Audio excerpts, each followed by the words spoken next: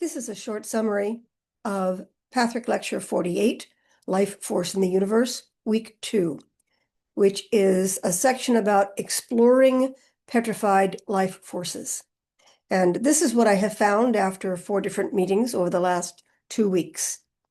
I have noticed that there is a tendency to treat words as absolutes, to act as if, well, petrified is an on-off switch. So how can we as human beings be petrified when we move?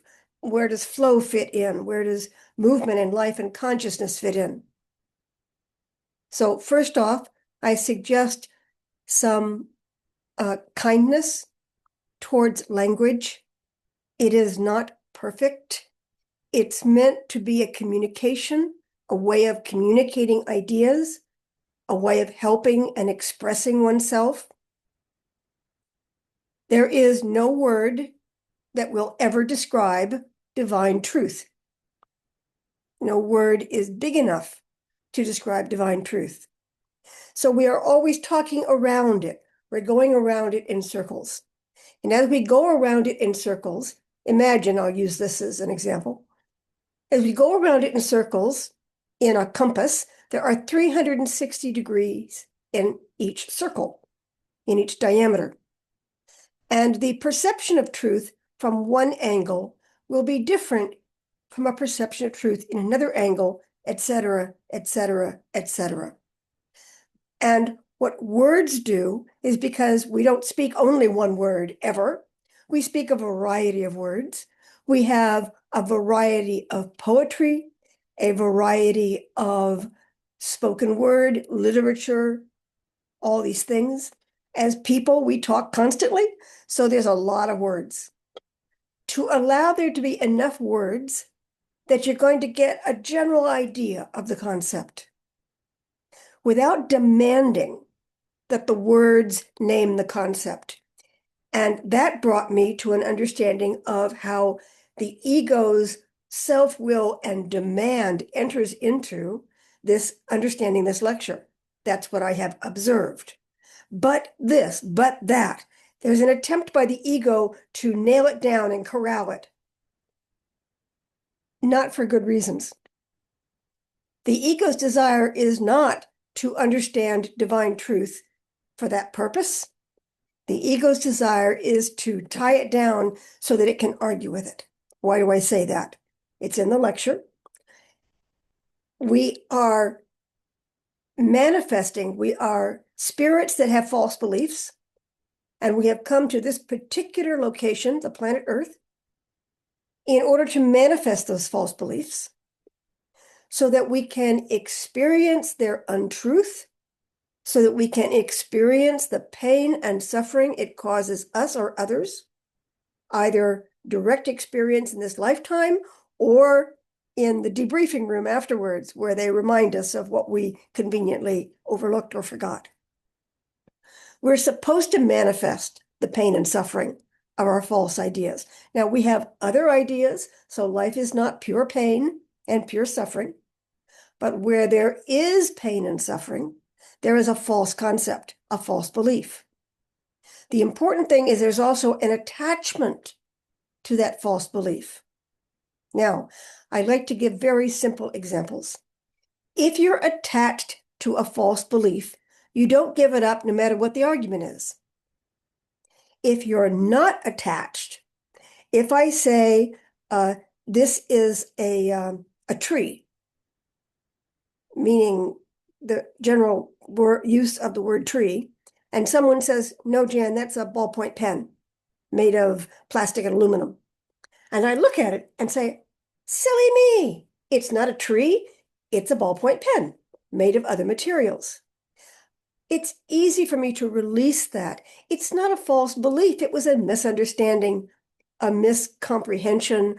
Call it what you want. I'm not attached to demanding that this be called a tree. What we work with in path work is the idea that somehow, for some reason, it is important to me that this be a tree. And I'm going to demand that it be treated like a tree. And I'm going to argue that it's tall and straight, and I'm being silly. but it's easier to see if you're being silly. False beliefs are notoriously hard to tie down. We make them that way. We bury them in justifications and rationalizations and interpretations. And there are so many examples of everything. Once again, come back to trees. There are some very peculiar looking trees. Biologists have a difficult time trying to figure out what's a tree and what's a shrub, or what's a tree and what's a plant that just grows tall and looks like a tree. Banana trees, for instance, are not technically trees. They're like canes, they're like sugar cane. They're just bigger and they have bigger flowers. If we're attached to it, that what I see is what I say it is, then we will argue endlessly for that point of view. The idea is, if that causes pain and suffering, if that demand that a banana tree be a tree and not a cane or a shrub gets me thrown out of an organization or gets me an F on a final exam, there's some pain and suffering in that. Do I just give in and say, oh gosh, I was wrong? No, I don't. I fight back. I try to get the teacher fired. I argue against the fairness of the exam. I challenge the credentials of the other peers in my group. I come up with all kinds of evidence to make myself right because I'm in duality. If I'm wrong, I'm dead, I'm bad. It's a problem. I have to be right. But the underlying aspect of that is my resistance to anyone but me being right. So my argument against divine law is about it not being something that I have come up with. Since it's not my divine law, it's somebody else's divine law, then I resist it. And I'm using my logic and my mind to try to give excuses and examples for why my resistance is necessary and important and valid. Now, I do that because I'm human and I'm animated and I come up with these ideas and I can do things and I can write books and I can make post things on email. What can a crystal or a rock do, or a piece of aluminum do?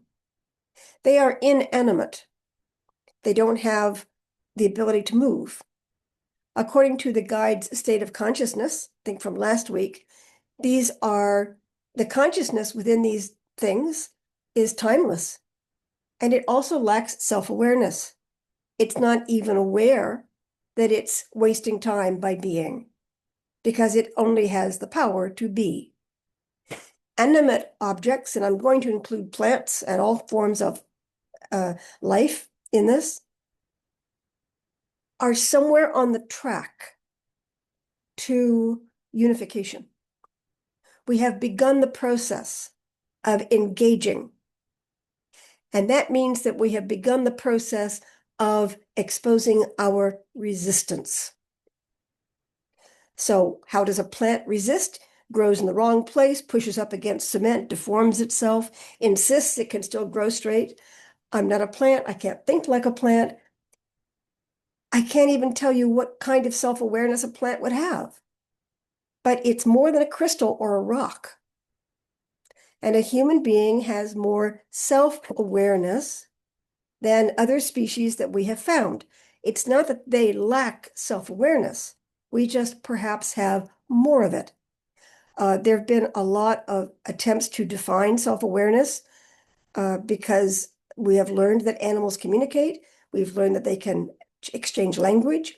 We've learned that they can exchange language of this. All the things that we used to put as borders separating us from the rest of life have broken down.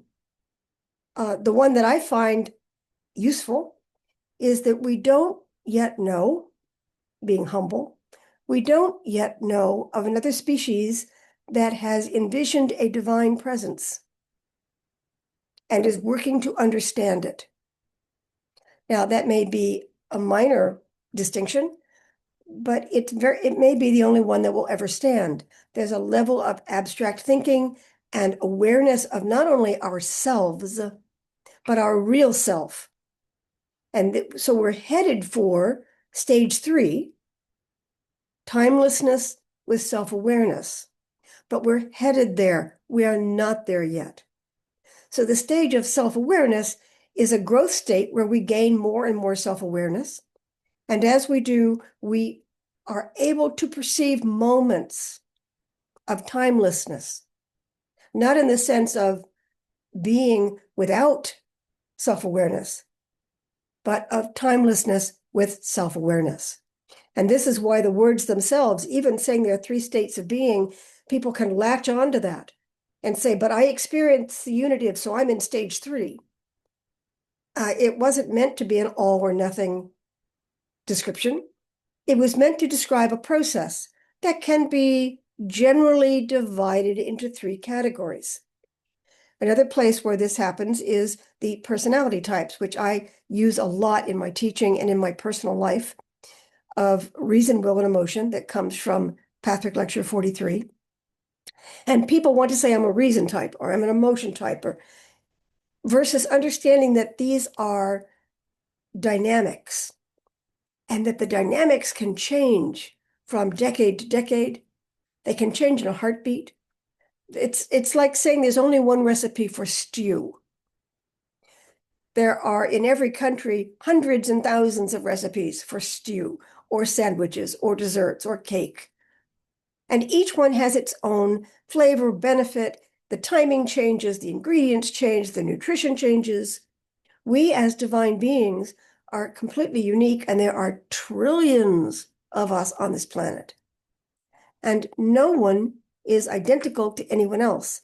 So that's how many variations there are within this so-called 3 personality types. And that's what I'm trying to describe in the guide's description of 3 states of timelessness, or 3 states of consciousness. That it's not a hard divide between timelessness without self-awareness, self-awareness, and timelessness with.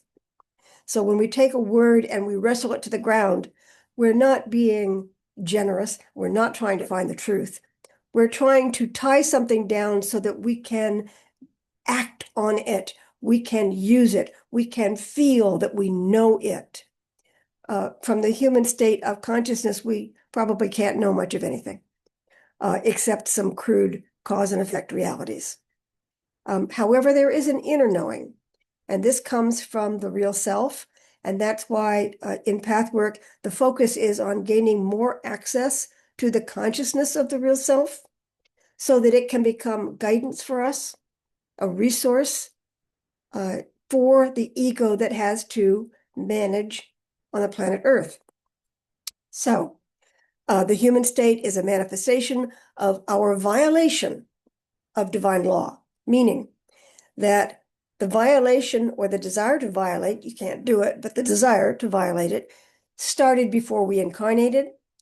And this planet is really good for showing us why that's a waste of time, or helping us understand why it's damaging to ourselves and others.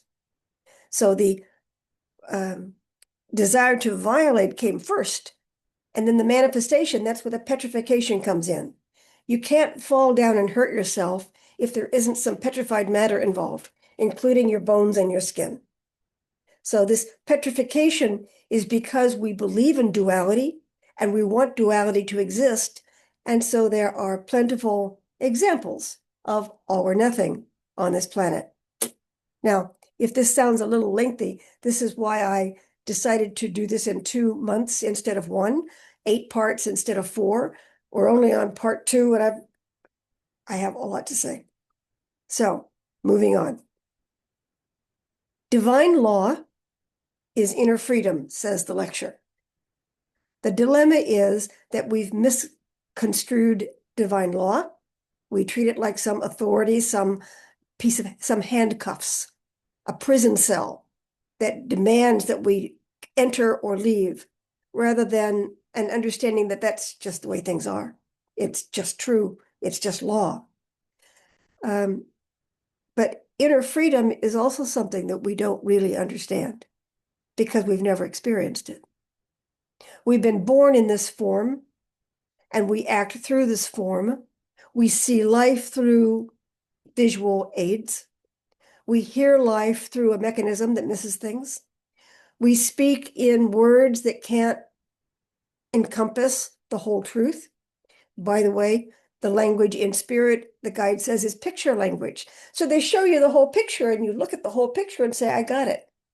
But if I have to tell you in a language what was in that picture, I can't do it. There's too much in the picture. And then there's inferences and hints and imagination and suggestion.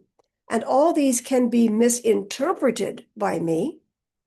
But if you see the same picture, you can hear my interpretation and get a pretty good idea of, number one, where I'm coming from, my interpretation, and then you have yours, and then you have the so-called objective reality. On the planet Earth, we don't actually have any spiritually objective reality because it's all interpreted by the mind.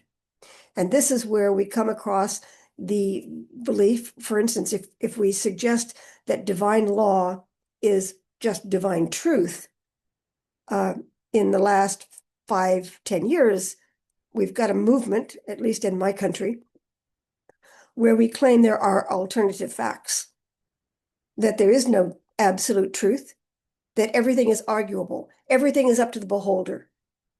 And that, as I am now understanding it through this lecture, I am understanding that that's a group or a social resistance to divine law, where we all gang up together and insist that black is not white, and we twist and manipulate these to make ourselves feel powerful and in control, because we're not sure of what this so-called divine truth would do to us if we accepted it. And so we want our version of divine truth. And that's not truth. Truth just is, doesn't belong to any one person, and it has to be interpreted. So you can have truth in one moment and not truth in the other. I try to remind people who are in the groups and with whom I do private work that I am not a perfect person. I may have what I call a good batting average of being able to guess and guide and suggest. And sometimes I just get it wrong. And that's a good and healthy thing, because no one should be taking my word as divine truth. I can't possibly speak divine truth. It's unknowable. I can gently suggest it, but I can't know it absolutely. And my suggestions can help you know your version based on my having a sense of what my version is, and so that you can find your own. That's all that can be done. So what I'm getting at is no one can hold divine truth, and certainly nobody can give it to another person. This has to be seen and experienced for ourselves. So if we call divine law divine truth, it depends on whether you're going to accept that there is one truth or you insist that there are multiple truths and that you have the right to interpret. If we say divine law is love, the dilemma is that human beings experience and engage in imperfect love. Not that that's our intent, but it's going to be the manifestation of it, because we are imperfect. We are going to love with our heart, and our heart is holding imperfections, resistance, and so the love will contain that as well. And yet there is a cosmic divine love. It is recognized by never forcing or compelling. And there are a few people, including me, on this earth whose love does not include a little push or a desire for the other person to get it or see it or do things in a certain way. And I'm inviting you to see that as this is the ego wanting to be in charge, rather than a genuine and humble search for the truth that would be appropriate for every individual being. So we substitute other actions, feelings, and deeds for love, and it pollutes the word love. We can say, I love you, and believe it. And yet what we're doing is not, what we're enacting is not love. It's a form of love. It includes a great deal of affection and intent, but it's not going to be pure love. Even the so-called unconditional love of mothers it's shorthand for a concept that there will always be a connection, a tie.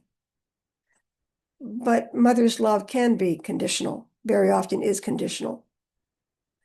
So the unconditional love is a vision of perfection that very few human beings can enact. So resistance is why we're here. And that very resistance is the energy that creates the petrification, the calcification, the hardening of our inner and outer realities. It's woven into the ego and personality. And so our job as humans is to encounter the untruth and realize the truth of that untruth does harm, it does create suffering, that it is not love, it is not divine law, that it's mixed up with our self-will, and to dissolve our attachment to self-will to some degree. It will never be perfectly dissolved. To dissolve our attachment to self-will and winning and being right, feeling safe and secure, all these absolutes. Once again, it's a planet of duality. All these absolutes we need to accept as the best we can do in the moment and continually strive to improve that. So that's a somewhat lengthy summary of ways to explore the petrified life force, which hopefully will accelerate its dissolution to some degree, while accepting that there's a section in this that says that once you're completely free of petrification, you're not going to be in human form. The human form itself is petrification. So basically, you'll exist, you'll be a ghost or a guide or be on another planet or ascend to heaven or whatever you believe to be true, but you won't be here, because here we're working out our resistance. So I think it's a terrific lecture. I was struck by it when I did this recent first reading, so much so that I saw it as going off in different directions. And I have included a larger number than normal number of exercises for you to play with this idea. So I like doing a two-parter because it gives more breadth and more room and more space. I hope you enjoy it. I hope you perhaps play with some of the exercises as play to see what explorations are of interest to you, to feel into where you're willing to go. Because if you're not willing to go there, then maybe that's the wrong path for you or the wrong suggestion for you. Put it aside and do something else. That was advice given to me a long time ago and has served me very, very well, in the humble sense of I may not be ready for that, but there are other things I am ready for, and I will put some effort into finding those so that I can continue to make progress. But this area is a little tough for me right now. It will have to wait a little longer than I would like. So thanks for listening. Hope you read the lecture, Patrick Lecture 48, Life Force in the Universe. And thanks for listening.